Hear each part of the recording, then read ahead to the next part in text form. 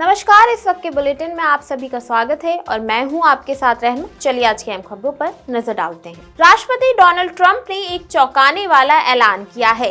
दरअसल ट्रंप ने कहा है कि ईरान के साथ व्यापार करने वाले देशों पर 25% टैरिफ लगेगा। राष्ट्रपति डोनाल्ड ट्रंप ने कहा है कि ईरान के व्यापारिक साझेदारों को अमेरिका द्वारा 25% टैरिफ का सामना करना पड़ेगा। ट्रंप ईरान में हिंसक प्रदर्शनों पर हो रही कार्रवाई को लेकर दबाव बनाने की कोशिश कर रहे हैं, जिसमें देश भर में लगभग 600 लोग मारे गए हैं। अमेरिकी राष्ट्रपति ने बार बार तेहरान को सैन्य कार्रवाई की धमकी दी है। अगर उनके प्रशासन को पता चलता है कि इस्लामिक गणराज्य सरकार विरोधी प्रदर्शनकारियों के खिलाफ घातक बल का प्रयोग कर रहा है, तो हम उन्हें ऐसा करारा जवाब देंगे जिसकी उन्होंने कल्पना भी नहीं की होगी। ट्रंप का कहना है कि ईरान इस सीमा रेखा को पार करने लगा है और इसी वजह से उन्हें और उनकी राष्ट्रीय सुरक्षा टीम को कड़े विकल्पों पर विचार करना पड़ रहा है। ट्रंप ने सोमवार को सोशल मीडिया पर एक पोस्ट में टैरिफ की घोषणा करते हुए कहा कि ये तत्काल प्रभाव से लागू होंगे।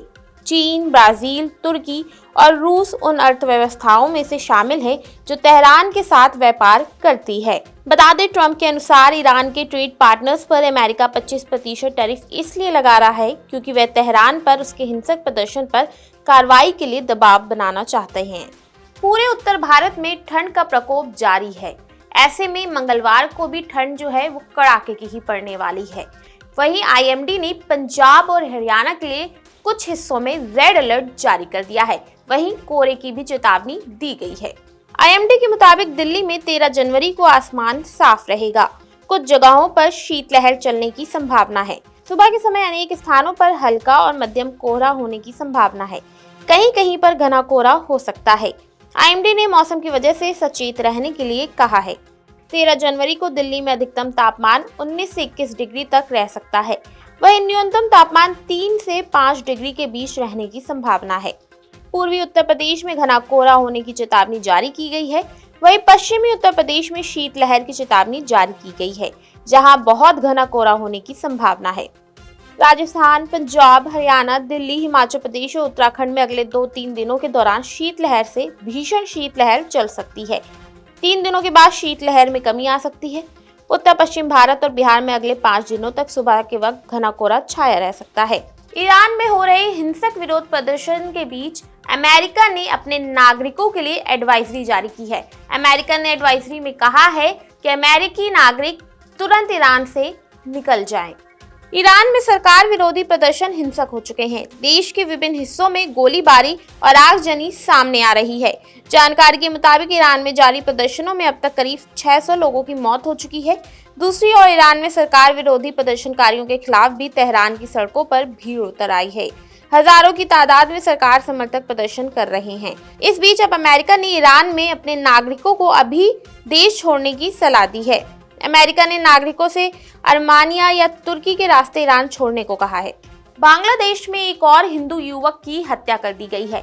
दरअसल 28 साल के समीर दास की हत्या की गई है और हत्या के बाद उसका ऑटो भी छीन लिया गया।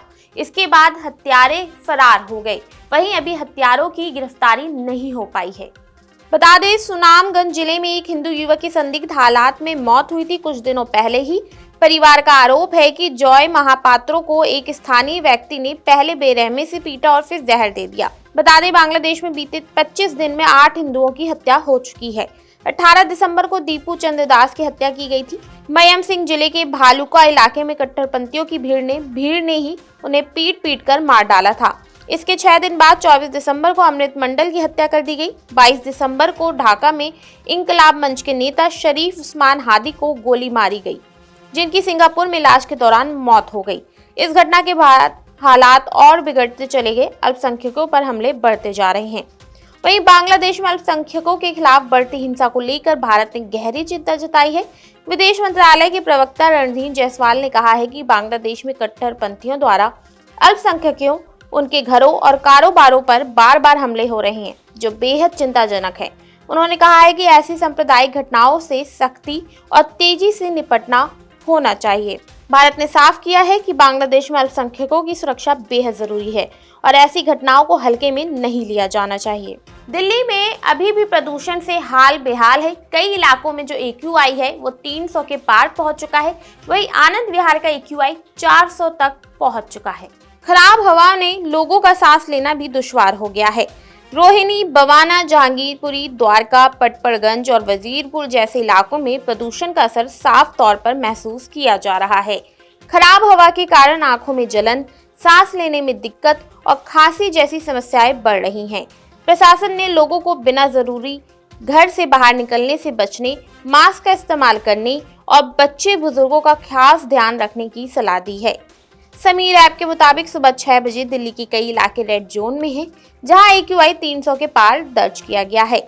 इनमें रोहिणी का 388, बवाना का 376, जहांगीरपुरी का 371, द्वारका सेक्टर 8 का 370, नेहरू नगर का 359, वजीरपुर का 359, पटपड़गंज का 361 AQI दर्ज किया गया है। तो ये थी आज की अहम खबरें जिन पर हमारी दिन भर नजर बनी रहेगी। ऐसे देश और दुनिया की तमाम खबरों के लिए देखते रहिए नवोदय टाइम्स पंजाब केसरी।